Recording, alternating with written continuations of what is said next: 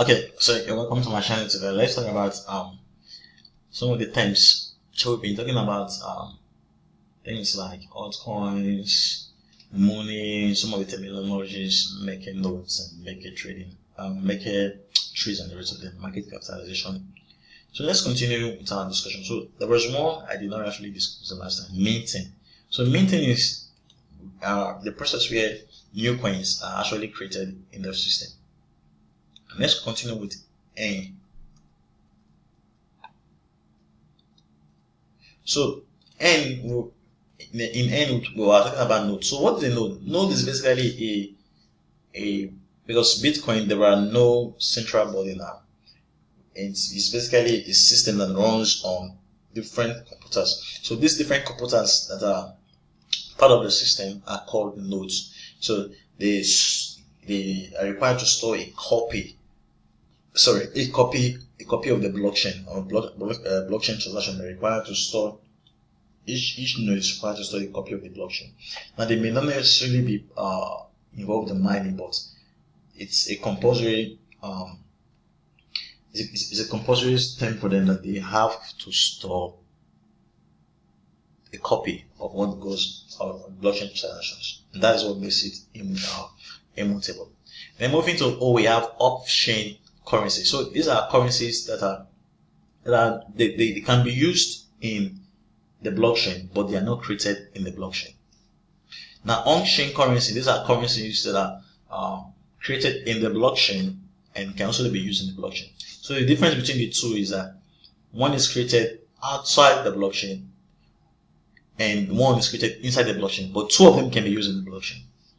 Then you have offline and online storage. So basically two of them does storage, but the difference between one of them is offline storage. These are storage that you don't need an internet to actually store them, or neither do you need an internet to actually retrieve information about them. So it's like your when I open my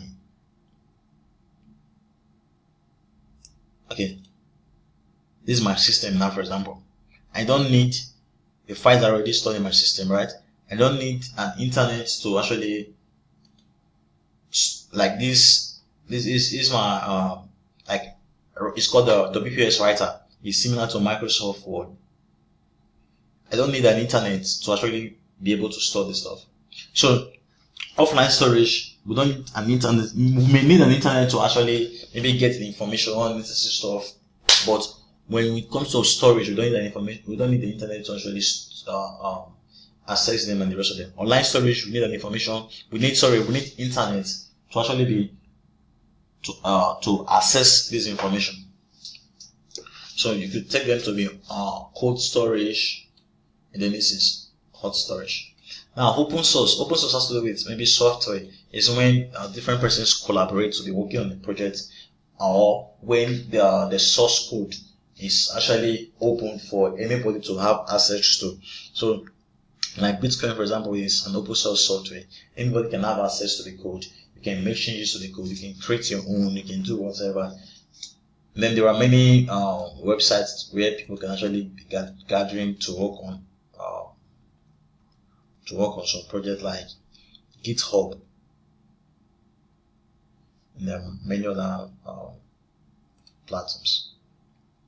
And then Oracle. So Oracle is basically, we have things like smart contracts that are working. So Oracle is kind of let me just use kind of API, or let me not use API. Let me use something similar. It's a kind of event in when it comes to the blockchain that allows that contract to have access to reward events, and that reward event at that access makes it to function. So it could be maybe kind of a smart contract that maybe can be gathering information from news website. Let's say, for example, we're creating an oracle that has to do with maybe trading, and for that oracle to actually function, we need to be gathering things from maybe CoinDesk, for example, information from CoinDesk. You need to be gathering information from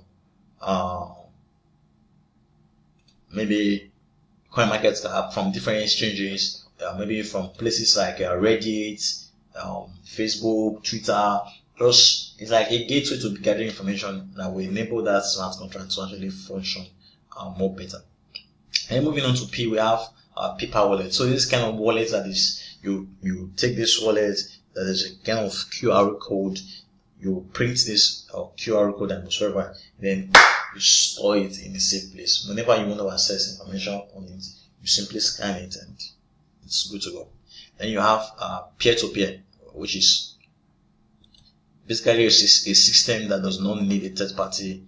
And Bitcoin is one of them, peer-to-peer, and it works with different persons, have different computers to communicate, do transactions and whatsoever. Then we'll have a permission ledger.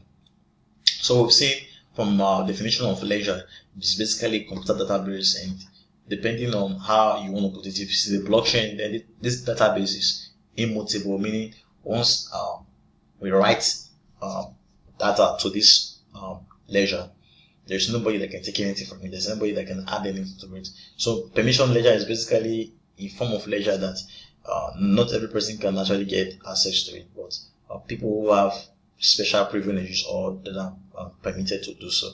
So a ledger from the beginning, those who are creating the ledger, they have to define certain requirements. Well, they have to define if it's maybe a private ledger, or if it's a permission ledger, or if it's kind of permissionless ledger. So those are stuff that have to be defined before it's actually released to the public. And then moving on, we have private key. So private key is basically a mechanism or keys that can enable you to actually send transaction. And then you talk about the proof of stake. So proof of stake is basically, since we need to reach consensus on certain transactions that happen within the ecosystem. Okay, how do we do that? We do that by ownership. So if you have a stake in that coin, depending on the percent of depending on the percent of the stake you have, or ownership of the coins you have, that will determine how much transactions you can be able to process. Then you have proof of work. Proof of work is basically a system where we have to solve some mathematical puzzle to be able to reach a consensus that a transaction was actually true or is valid or some other stuff.